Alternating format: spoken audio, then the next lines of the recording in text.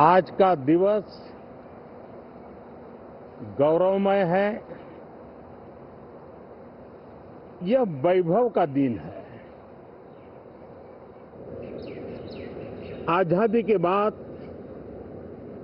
पहली बार हमारी अपनी नई संसद में ये शपथ समारोह हो रहा है। अब तक ये प्रक्रिया पुराने सदन में हुआ करती थी।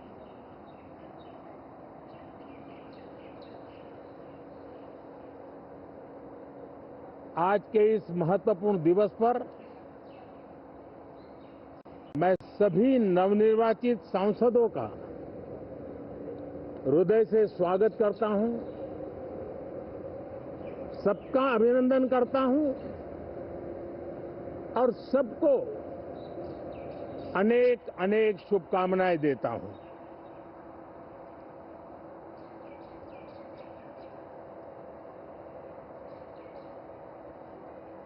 संसद का ये गठन भारत के सामान्य मानवीय के संकल्पों की पूर्ति का है। नए उमंग, नए उत्साह के साथ नई गति, नई ऊंचाई प्राप्त करने के लिए ये अत्यंत महत्वपूर्ण अवसर है। श्रेष्ठ भारत निर्माण का, विकसित भारत 2047 तक का लक्ष्य, ये सारे सपने लेकर के, ये सारे संकल्प लेकर के आज 18वीं लोकसभा का प्रारंभ हो रहा है। विश्व का सबसे बड़ा चुनाव बहुत ही शानदार तरीके से, बहुत ही गौरवमय तरीके से संपन्न होना, ये हर भारतीय के लिए गर्व की बात है। 140 करोड़ देशवासियों के लिए गर्व की बात है। करीब 65 करोड़ से ज्यादा मतदाताओं ने मतदान में हिस्सा लिया। यह चुनाव इसलिए भी बहुत महत्वपूर्ण बन गया है कि आजादी के बाद दूसरी बार किसी सरकार को लगातार तीसरी बार सेवा करने के लिए देश की जनता ने अवसर दिया है और ये अवसर 60 साल के बाद आया है। ये अपने आप में बहुत बड़ी गौरवपूर्ण घटना है। साथियों, जब देश की जनता ने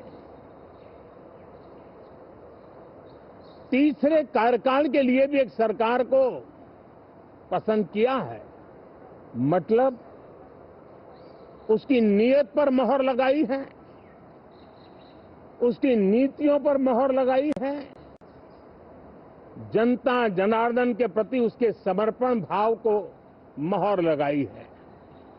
और मैं इसके लिए देशवासियों का हृदय से आभार व्यक्त करता हूं। गत 10 वर्ष में जिस परंपरा को हमने प्रस्तावित करने का निरंतर प्रयास किया है, क्योंकि हम मानते हैं कि सरकार चलाने के लिए बहुमत होता है, लेकिन देश चलाने के लिए सहमति बहुत जरूरी होती है। और इसलिए हमारा निरंतर प्रयास रहेगा कि हर किसी की सहमति के साथ, हर किसी को साथ लेकर के मां भारती की सेवा करें, 140 करोड़ देशवासियों की आशा आकांक्षाओं को परिपूर्ण करें। हम सबको साथ लेकर के चलना चाहते हैं, सबको साथ लेकर के संविधान की मर्यादाओं का पालन करते हुए निर्णयों को गति देना चाहते हैं। 18वीं लोकसभा में हमारे लिए खुशी की बात है कि युवा सांसदों की संख्या अच्छी है और हम जब 18 की बात करते हैं तो भारत की परंपराओं को जो जानते हैं, भारत की सांस्कृतिक विरासत से जो परिचित हैं, उनको पता है कि हमारे यहाँ 18 अंक का बहुत सात्विक मूल्य है। गीता के भी 18 अध्याय है। कर्म, कर्तव्य और करुणा का संदेश हमें वहां से मिलता है। हमारे यहाँ पुराणों और उपपुराणों की संख्या भी 18 है। 18 का मूलांक 9 है और 9 पूर्णता की गारंटी देता है। 9 पूर्णता का प्रतीक अंक है। 18 वर्ष की आयु में हमारे यहाँ मताधिकार मिलता है। 18वीं लोकसभा भारत के अमृतकाल की इस लोकसभा का गठन वो भी एक शुभ संकेत है।